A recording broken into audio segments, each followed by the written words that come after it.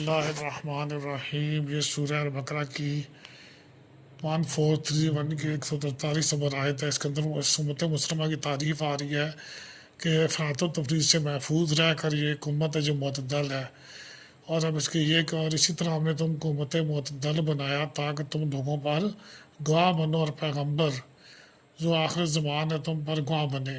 یہ بہت بڑی بات ہے، بہت بڑی بات ہے۔ یعنی جہاں نوح علیہ السلام تو بخاری میں آتا ہے نا، نوح علیہ السلام سے پوچھا جائے گا آپ نے اپنی امت کو پیغام دیا، وہ کہیں گے جی، تو ان کی امت سے پوچھیں گے، وہ کہیں گے نہیں دیا۔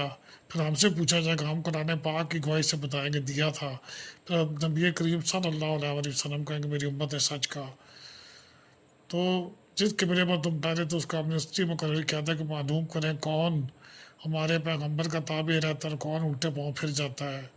اور یہ بات ابھی جو بریکٹ ہے نا، یہ ترجمانی کہہ رہے ہیں آپ، یعنی تعبیر قبلہ لوگوں کو گناہ معلوم ہوئی، مگر جن کو خدا نے ہدایت بخشی وہ اسے بوجھ نہیں سمجھتے، مشکل نہیں سمجھتے، اور خدا ایسا نہیں کہ تمہارے ایمان کو یوں ہی کھو دے۔ خدا تو لوگوں پر بڑا مہربان اور صاحب رحمت ہے۔ اللہ تعالیٰ کی ذات ہمیں اپنی رحمت سے نوازے، دنیا میں بھی آخرت میں بھی، خاص